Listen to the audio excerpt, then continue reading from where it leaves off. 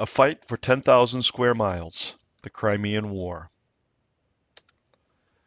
The land at the eastern end of the Mediterranean Sea has always been a crossroads and meeting place for civilizations throughout recorded history. Different groups have fought to control the area around the Bosporus and Dardanelles Straits, historically starting with the Greek attempts to capture Troy, and later being a question through the Battle of Gallipoli during World War I. Sometime around 1300, a new group, the Ottoman Turks, began to spread their influence in the region and make themselves the group to control the straits. By 1453, they had captured Constantinople, which is now Istanbul, and expanded their influence onto the continent of Europe.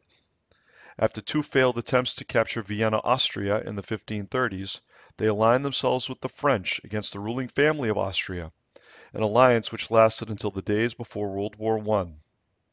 They reached the height of their power under Suleiman the Magnificent around 1566, when they conquered the entire Balkan Peninsula, including the nations of Greece and Hungary. Almost as soon as they had reached the peak of their power, the Ottomans began to fall back, now being seen as the sick man of Europe. Having conquered almost 15 million people on 3 continents, perhaps it was inevitable that this would happen. As their power weakened, nationalist groups such as the Greeks saw an opportunity to break away and create an independent nation. Other nations saw this weakness as an opportunity to conquer some Ottoman land themselves. The main group interested in taking over Ottoman land was the Russians, who were always looking to make sure that they had access to a port that never froze over. As the Russians looked to expand to the south, the British and the French worked to make sure that that did not happen. The question of religion also played a role in the disagreement between the French and the Russians.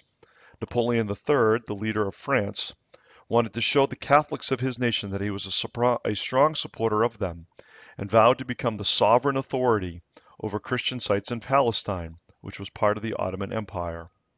The Russians, who saw themselves as the protector of Eastern Orthodox Christians, took exception to Napoleon III's declaration and claimed that they were the protector of these sites.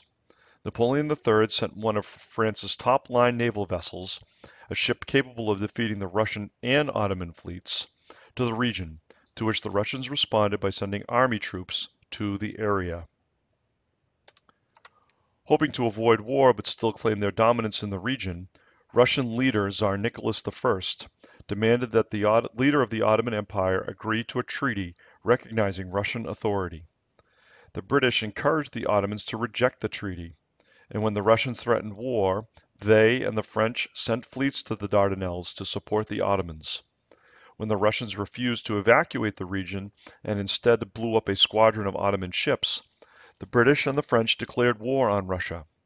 In March 1854, the Crimean War, named for the peninsula in the Black Sea on and around which many of the battles were fought, had started.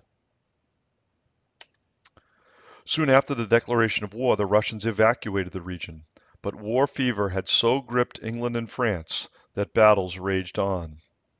The Battle of Balaclava saw a Russian assault on a combined British and French supply base turned away, primarily through the efforts of 2 British units, the 93rd Highlanders and the Charge of the Light Brigade.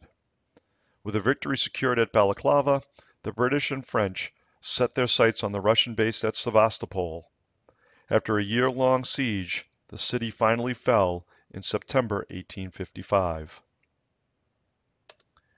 After the enormous amount of casualties suffered by the Light Brigade at Balaclava and the pounding French forces were absorbing, both countries began to pursue peace talks with the Russians.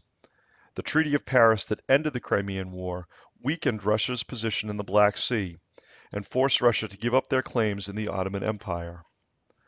Russia would eventually ignore this treaty and help nations on the Balkan Peninsula such as Romania, Serbia, Montenegro, and Bulgaria achieve independence from the Ottoman Empire, which caused worry in Austria, as Russia was now gaining a foothold on their doorstep and, in many ways, setting stage for the Great War which was to come.